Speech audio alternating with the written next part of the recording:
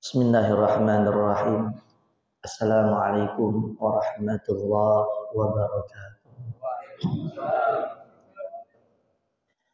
Innal hamdalillah nahmaduhu wa nasta'inuhu wa nastaghfiruh wa na'udzu billahi min syururi anfusina wa min sayyiati a'malina may yahdihillahu fala mudilla lahu wa may yudlilhu fala hadiyalah.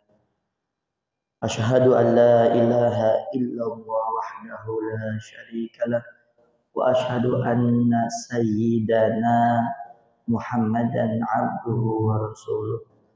Allahumma shalli wa sallim ala sayyidina Muhammadin wa ala alihi wa sahbihi haqqa qadrihi wa miqdarihi al-'azim. Subhanaka la ilma lana illa ma 'allamtana innaka antal alimul hakim. La haula wa la quwwata illa billahil aliyyil 'azim. Amma. Alhamdulillah, kita panjatkan syukur kehadirat Allah Subhanahu wa taala yang senantiasa memberikan kita berbagai macam nikmat, baik nikmat iman, nikmat kesehatan, nikmat panjang umur, sehingga kita dapat berkumpul di rumah Allah yang penuh keberkahan ini. Mudah-mudahan langkah kaki kita, niat-niat baik kita, dan aktivitas ibadah kita yang lainnya diterima dan mendapatkan ridhonya Allah Subhanahu wa ta'ala. Salawat salam tak lupa kita curahkan kepada junjungan Nabi besar kita, Nabi Muhammad sallallahu alaihi wasallam. Semoga kita semua mendapatkan syafaat dari beliau di yaumil qiyamah. Amin ya rabbal alamin. Sebelum kita mulai pengajian pada pagi hari ini, marilah kita awali dengan pembacaan suratul Fatihah. Kita niatkan yang pertama untuk kedua orang tua kita, guru-guru kita, dan saudara-saudara kita yang telah pulang ke rahmatullah. Semoga Allah Subhanahu wa ta'ala mengampuni segala dosa-dosanya. Allah terima segala amal dan ibadahnya. Allah jadikan kuburnya raudhah min riyadil jannah. Yang kedua, kita niatkan barang siapa di antara kita yang sedang sakit ataupun yang kurang sehat, baik orang tua kita, guru-guru kita, dan saudara-saudara kita, semoga Allah Subhanahu wa ta'ala memberikan kesehatan jasmani dan rohaninya. Allah angkat segala penyakitnya dan Allah berikan kesabaran kepadanya. Yang terakhir, khususnya untuk kita semua yang hadir di sini, semoga Allah Subhanahu wa ta'ala senantiasa memperkuat iman dan Islam kita. Allah panjangkan umur kita dalam taat kepadanya. Allah mudahkan segala rizki-rizki kita. Allah mudahkan segala usaha-usaha kita. Allah mudahkan segala urusan-urusan kita. Allah berkahi kehidupan kita. Mudah-mudahan Allah jadikan keluarga kita keluarga yang sakinah, mawaddah, warahmah. Allah jadikan pula anak-anak kita anak-anak yang saleh dan salihah, senantiasa berbakti kepada kedua orang tuanya, taat kepada Allah dan Rasulnya, berguna untuk agama, bangsa, dan negaranya. Yang terakhir, mudah-mudahan Allah takdirkan akhir hidup kita menjadi husnul khatimah. Ala hadhihi niyyah wa ala kulli niyatin salihah wal habibil Mustafa Muhammadin sallallahu alaihi wasallam. Al-Fatihah. A'udzu billahi minasy syaithanir rajim. Bismillahirrahmanirrahim. Alhamdulillahi rabbil arrahmanir rahim maliki yaumiddin iyyaka na'budu na'budu wa iyyaka nasta'in. Ihdinas siratal ladzina an'amta 'alaihim ghairil maghdubi 'alaihim waladdallin.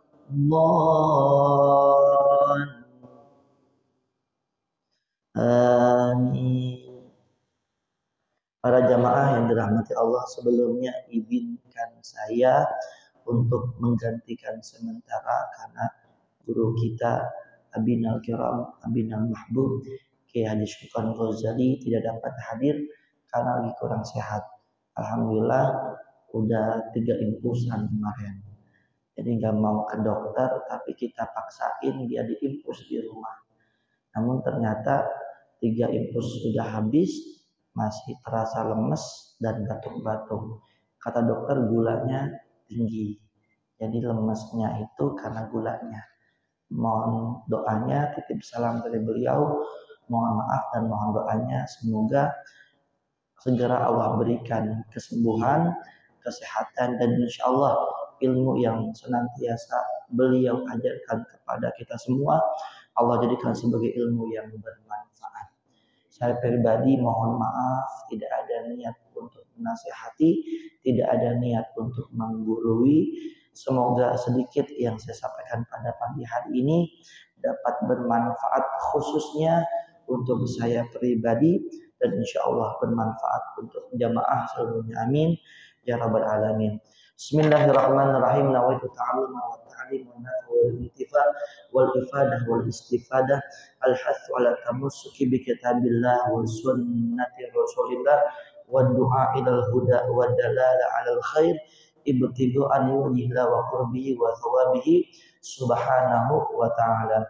Qala al-mu'allif rahimahullahu ta'ala wa nafa'ana bihi wa bi ulumihi fid dunya wal akhirah. Kitab yang ingin kita bahas adalah kitab Al-Isti'dad Liyaumil Mi'ad yang dikarang oleh Al-Imam Ibnu Hajar Al-Asqalani. Makna daripada Al-Isti'dad Liyaumil Mi'ad adalah persiapan menuju alam akhirat. Kenapa kita bahas kitab ini? Karena hubungannya kepada akhirat yang terkadang tidak terlihat manfaatnya. Terkadang tidak langsung Allah berikan manfaatnya. Yang namanya urusan akhirat, iman, hanya iman yang dapat melihat dan menerima akan kepastian janji yang telah Allah berikan. Kalau urusan dunia, nggak perlu kita ingatkan, nggak perlu kita siapkan. Kalau urusan dunia, secara otomatis kita akan apa? Berusaha. Contoh, kalau kita haus, pasti apa? Pasti minum. Kalau kita lapar, pasti makan. Gak ada tuh orang mau minum dipaksa-paksa, gak ada. Gak ada tuh orang makan dipaksa-paksa. Gak ada orang makan diingetin. Ketika dia udah merasa lapar, pasti cari makan. Nah terus rumah misalkan, rumahnya bocor. Gak ada tuh yang paksa untuk apa? Untuk memperbaiki supaya tidak bocor. Sudah pasti ketika tidak nyaman, mengganggu tidurnya, istirahatnya, tanpa disuruh, tanpa diingatkan, mereka pasti berusaha sebaik mungkin membuat rumah yang ditempatinya itu nyaman. Namun dalam urusan akhirat perlu kita saling ingat mengingatkan, perlu kita saling nasihat menasehati. Kenapa? Terkadang banyak sekali sesuatu yang kita tidak sadar bahwa kita memiliki kekurangan.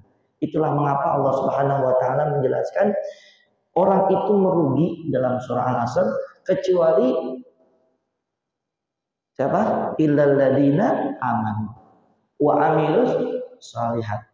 Yang terakhir wa tawassaw bil haqq wa Kenapa kok yang ketiga ini menyebabkan kita nggak rugi? Karena ketika kita tidak tahu, ada teman kita yang ingetin. Ketika kita lupa, ada teman kita yang ingetin. Kita kan kalau mau melihat sesuatu di wajah kita nggak bisa. Kecuali kita membutuhkan apa? Cermin. Dengan cermin itu baru kita lihat, oh wajah saya ada sesuatu. Oh di wajah saya ada noda. Membutuhkan apa? Cermin. Dengan kita watawasau bil haq watawasau bis sabr, saling ingat mengingatkan, saling nasihat menasihati, kita tidak termasuk orang yang merugi. Itulah kenapa Allah turunkan ayat tersebut biar kita nggak rugi. Namun dalam konsep nasihat menasihati itu perlu ada tata cara, perlu yang kita harus perhatikan dalam konsep dakwah tersebut. Sebagaimana dikatakan oleh Al-Imam Abdullah bin Muhammad Al-Haddad yang mengarang kitab Rotibul Haddad. Beliau mengatakan dalam kitabnya, dalam konsep dakwah, yang pertama ada dua yang perlu kita perhatikan. Pertama, bagi yang mendakwah, bagi yang mengajak, bagi yang mengingatkan, kata beliau, ketika kita ingin mengajak orang untuk menjadi baik, ketika kita ingin mengingatkan orang untuk menjadi baik, jangan pernah melihat siapa diri kita. Kita mau ngajak nih, ini hari Ahad, ada teman-teman kita, tetangga kita yang masih di rumah, nggak ngapa-ngapain. Kita mau ngajak untuk ngaji di sini. Dan kebetulan kita baru pertama kali ngaji. Itu nggak usah kita lihat diri kita. Mau pertama kali ngaji kek, mau jarang-jarang ngaji, ketika ada kesempatan untuk ngingetin orang, untuk ngajak orang, langsung itu kata beliau. Kenapa? Karena kalau kita masih melihat diri kita, sampai kapan kita mengamalkan apa yang Allah perintahkan? Kuntum khairu ummah. Kita sebagai sebaik-baik manusia. Kenapa sebaik-baik umat? Ta'muruna bil ma'ruf wa tanhauna 'anil munkar. Kalau kita selalu lihat diri kita, Ustaz, saya mau ngajak nggak enak, mau nasihatin nggak enak. Kenapa? Saya belum benar, saya belum soleh, saya belum baik. Mana mungkin saya berani ngajak orang? Kata Imam yang mengarang Rotibul Haddad, sampai kapan kita ngajak? Sampai kapan kita mendapatkan pahala yang mengalir terus? Mandal ala khairin falahu ajrun mithlu ajri fa'lihi. Kapan kita mendapatkan pahala itu? Kalau kita selalu melihat diri kita, udah masa buruk diri kita, mau udah benar mau belum benar, ada kesempatan ngajak, ajak. Itu yang pertama. Yang kedua, bagi yang diajak. Ketika kita diajak orang, tutup mata, tutup telinga, siapapun itu yang mengajak kita, jika benar, terima. Kalau kita diajak sama orang, dinasihatin orang, kan, dikasih masukan sama orang, lalu kita melihat kepada orang yang berbicara, kepada orang yang mengajak, sampai kapanpun kita tidak akan bisa menerima nasihat itu. Oh, datang orang, ini mah pasti baru taubat, mana mungkin saya menerima nasihat dari dia. Datang kiai besar, apakah kiai itu nggak punya salah? Masih banyak orang-orang yang tertipu gara-gara satu kesalahan, sampai saat ini 1000 kebaikan kiai tersebut sudah tidak didengar lagi. Pernah dengar? Dulunya kita ta'zim sama beliau, dulunya banyak orang yang memuliakan beliau. Namanya khilaf, namanya orang manusiawi, punya salah, punya dosa. Saat itu orang banyak tertipu. Apa yang membuat mereka tertipu? Langsung hilang semua kebaikan kiai tersebut, langsung hilang semua ilmu-ilmu yang beliau miliki, seolah kita muridnya memiliki ilmu yang lebih banyak dari beliau, seolah kita muridnya lebih tinggi derajatnya daripada beliau. Nah, ini manusia. Oleh karena itu, ketika kita mengamalkan apa yang Allah perintahkan dalam Al-Quran, maka jangan pernah kita melihat siapapun orang yang memberikan nasihat kepada kita. Siapapun pasti punya salah, punya dosa. Nah, oleh karena itu, al-istidad liyaumati sangat apa? Sangat bagus buat kita baca. Di sini dinasihatin kita sama alim ulama. Ada perkataan para sahabat, ada perkataan para tabi'in, ada perkataan Nabi Muhammad Shallallahu Alaihi Wasallam. Jadi kita ingat terus, oh, yang namanya akhirat kan waktunya lama, perjalanannya panjang. Man arafa bu'da safari ista'adda. Orang yang tahu perjalanan jauh pasti dia mempersiapkan. Kita kalau mau pergi ziarah ke Wali Songo yang cuma 7 hari, kira-kira cukup nggak bawa baju satu? Kagak. Apakah cukup kita bawa uang 100.000? Enggak. Pasti, wah ini 7 hari nih, minimal baju 7. Minimal kita persiapkan obat-obatan. Kita bawa baju, kita bawa persiapan apapun. Karena kita tahu ini lama 7 hari. Dan perjalanannya panjang. Kalau yang 7 hari kita siapkan begitu matang, apakah kita tidak ingin mempersiapkan akhirat yang waktunya abad dan abada, yang perjalanannya begitu panjang? Oleh karena itu kitab Al-Isti'dad beliau melihat sangat bagus, sangat baik kita bahas, kita kaji. Untuk apa? Biar kita mempersiapkan bekal kita ketika kita menghadap Allah Subhanahu wa taala. Bismillahirrahmanirrahim. An Ubadah. Dikatakan di sini dari sahabat Ubadah bin Shamit. Anan Nabi sallallahu alaihi wasallam itmanuli sittan min anfusikum. Kata Rasulullah, seandainya engkau melakukan 6 perkara ini, admanu lakumul jannah, aku akan menjamin bahwa dirimu pasti masuk surga. Kira-kira kalau yang menjamin Rasulullah pasti enggak? Pasti. Ini Rasulullah menjamin. Nah, sebelum kita baca 6 perkara ini, coba kita lihat. Tatkala hadiahnya besar, apakah mudah kita lakukan? Ketika hadiah besar sudah pasti butuh apa? Perjuangan, butuh pengorbanan. Gak mungkin tuh hadiah besar tapi kita lakukan dengan cara mudah, nggak ada. Al-ajru bi qadrit ta'ab. Lomba aja, lomba 17-an kalau kita lihat ada macam-macam lomba. Lomba balap kelereng, lomba balap karung, lomba makan kerupuk, lomba panjat pinang. Kira-kira sama nggak hadiah lomba panjat pinang sama makan kerupuk? Beda. Misalkan kita samain, lomba makan kerupuk hadiahnya buku tulis, lomba panjat pinang hadiahnya buku tulis. Kira-kira ada yang ikut nggak panjat pinang? Lah nggak ada. Ustadz gimana mau ikut? Orang kita usahanya berat, perjuangannya juga besar. Masa cuman buku tulis? Semakin besar perjuangan, semakin besar pengorbanan, besar pula hadiahnya. Makanya di sini surga yang dijamin oleh Nabi Muhammad Shallallahu Alaihi Wasallam. Yuk kita baca. Apa yang pertama? Asdaku idza hadatsu. Hendaknya engkau wahai umatku, kalau mau aku menjadi jaminan untukmu masuk ke dalam surga, berkatalah jujur. Kira-kira jujur itu mudah apa susah? Susah. Tapi kalau kita mampu berkata jujur, maka surga akan menanti kita. Tentu kita memilah-milih. Mau jujur, ada konsekuensi yang perlu kita terima. Mau bohong, ada dosa yang kita terima. Kita pilih itu. Mau jujur atau bohong nih.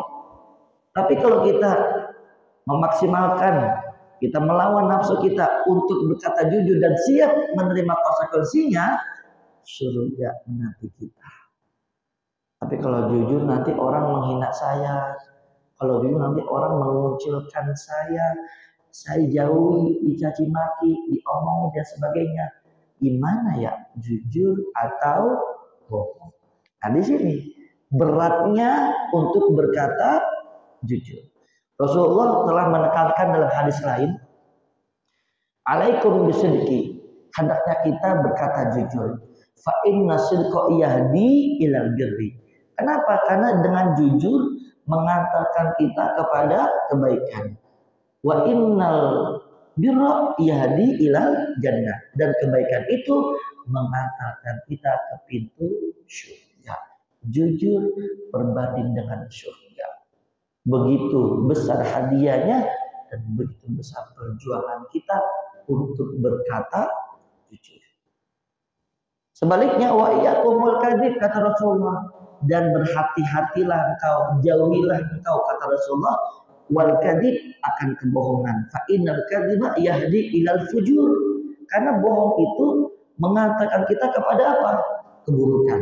Wa innal fujur yahdi ilan nar. Dan keburukan itu mengantarkan kita kepada pintu api neraka. Namun enggak semua jujur itu diperbolehkan. Ada jujur yang dilarang.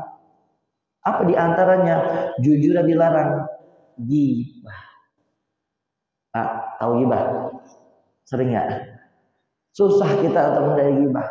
Ghibah itu perkataan jujur, Pak, bukan bohong. Makanya jangan pernah tertipu sama syaitan. Kadang teman kita datang ngomong kayak gini, jamaah ini mohon maaf ini bukan ghibah ya, kita ngomong yang sebenarnya. Nah itu ghibah. Setiap ghibah pasti membicarakan kejelekan orang lain. Tapi sebaliknya, setiap membicarakan kejelekan orang lain belum tentu ghibah. Ini harus kita pahami. Kalau ghibah udah pasti, namanya ghibah membicarakan kejelekan orang lain dan itu ada pada dirinya. Maka jujur. Justru sebalik kalau misalkan kita bicarakan kejelekan orang lain dan ternyata nggak ada pada diri orang lain, itu bukan ghibah lagi, yang namanya fitnah. Tiba-tiba kita ngomong jamaah kita yang kemarin itu tahu nggak? Dia itu sombong misalkan. Padahal kita cuma menerka-nerka doang. Ketika sedekah dia nggak pakai ngumpet. Ini saya sedekah. Malah kita bilang sombong. Lalu nyebar dah itu ghibah. Padahal sebenarnya di hatinya nggak sombong, di hatinya beristighfar, ya Allah, saya pengen mencontoh sama saudara-saudara saya. Wallahi ya Allah, tidak ada niat kecuali untuk mendapatkan ridho-Mu. Itu kata dirinya. Kita bilang sombong. Kalau itu yang terjadi bukan ghibah lagi, disebutnya fitnah.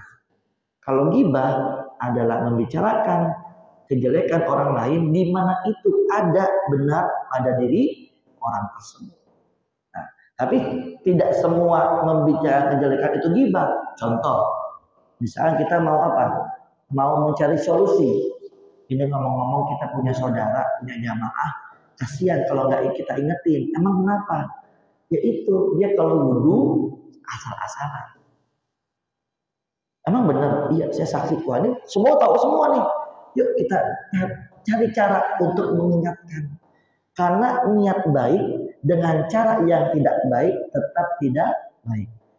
Niat baik harus sesuai dengan cara yang baik. Nah, kita ngomong itu, oh iya benar. Kita ngomong kejelekan dia untuk mencari solusi. Maka itu bukan ghibah. Setiap ghibah pasti membicarakan kejelekan orang lain, tetapi setiap membicarakan kejelekan orang lain belum tentu itu ghibah. Dan ghibah ini adalah jujur yang dilarang. Yang kedua, jujur yang dilarang adalah namimah. Apa itu namimah? Ngadu domba. Bermuka dua. Ada orang datang ke kita curhat, saya sakit hati nih sama si A. Mengapa? Kesel saya pokoknya dah. Dia jawab A, B, C disebutin sama dia. Tuh, yang si B itu ngomong ke kita. Ketemu kita sama si A. Nah tadi ngomongin dia, ngomongin juga. Kita ngomong jujur. Ngomong-ngomong tadi saya ketemu sama si B. Dia ngomongin kamu. Ngomongin apa? Banyak, semuanya jelek. Jujur nggak tuh? Jujur, tapi dilarang. Kenapa? Karena mengadu domba antara satu dengan yang lain. Nah, jujur seperti itu dilarang oleh Allah Subhanahu Wa Taala. Justru bohong saat itu diperbolehkan. Ngomong-ngomong dua orang ini kok nggak saling negor. Kita datang ke si A. Emang kenapa nggak negor? Ya saya kesel soalnya sakit hati saya. Oh gitu, tahu nggak? Dia ngomong ke saya. Kenapa? Mau minta maaf. Padahal enggak. Mau minta maaf, bener? Iya. Oh gitu. Ngomong lagi ke sini. Tahu nggak? Si B mau minta maaf. Oh gitu. Berarti dia ngaku salah. Iya. Yang ini ngaku salah, ini ngaku salah. Pas ketemu dia salaman. Padahal itu kebohongan kita. Adalah kalau sebenarnya terjadi si A jelekin si B jelekin si A, tapi kita bohong bahwa satu sama lain mau saling memaafkan. Nah, ini namimah ini adalah jujur yang dilarang oleh Allah Subhanahu wa taala. Yang ketiga, menyebar rahasia. Itu jujur. Berkata sebenarnya, kita dikasih rahasia oleh orang. Makanya kata Allah, seandainya orang hambaku memberitahu rahasia kepada satu orang saja dari hambaku, itu bukan rahasia lagi. Allah pernah bilang dalam hadis qudsinya, jangan pernah engkau mengadu kepada hambaku sebagaimana aku nggak pernah mengadu kepada malaikat-malaikatku. Makanya malaikat itu nggak pernah dendam sama kita, Pak. Wah, ini orang ini banyak dosa, nggak pernah. Pokoknya apa yang dilihat oleh malaikat diri kita itu apa yang sudah disetting sama Allah. Makanya di dalam kitab itu dijelaskan ada malaikat pencatat itu seolah bingung. Perasaan kemarin saya nulis di sini dah. Ini orang saya tahu nih berbuat maksiat. Kok nggak ada? Kenapa? Karena Allah hapus catatannya. Karena Allah hilangkan ingatan malaikat. Coba kalau ingatan malaikat itu masih Allah berikan. Nanti malaikat malah apa? Durhaka sama Allah. Allah maafkan, malaikat gregetan.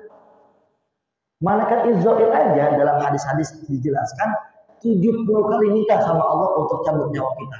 Ya Allah, ini hambamu udah gak bisa dimaafkan lagi ya Allah. Udah dikasih kesempatan, masih ngulang. Boleh gak saya cabut? Jangan, kata Allah. Mungkin nanti siang dia tobat. Terus 70 kali dalam sehari memohon kepada Allah untuk dicabut. Angin minta, air minta, semua minta sama Allah untuk menghancurkan hamba-hamba Allah yang durhaka kepada. Nah, tapi tetap Allah berikan kesempatan untuk kita bertaubat dan kembali kepada Allah Subhanahu wa taala. Nah, di sini ya, menyebar rahasia. Jangan pernah kita ngomong sama orang. Kalau udah kita ngomong satu orang, itu bukan rahasia lagi. Boleh jadi hari ini masih apa? Masih dijaga. Karena kita nggak punya masalah. Oh, rahasia masih aman. Nanti ketika kita punya masalah, kita punya kesalahan sama orang itu, kira-kira masih rahasia apa kagak? Ya udah disebar itu. Disebar itu rahasia kita. Oh, kemana-mana tahu. Akhirnya menjadi rahasia umum. Makanya kata Allah, kalau punya rahasia, cukup aku, kata Allah, yang mengetahui rahasia-rahasia. Kalau udah satu orang, mau saudara, mau teman, mau sahabat, kalau udah ngomong satu sama hamba-hambaku, kata Allah, itu bukan rahasia lagi. Nah,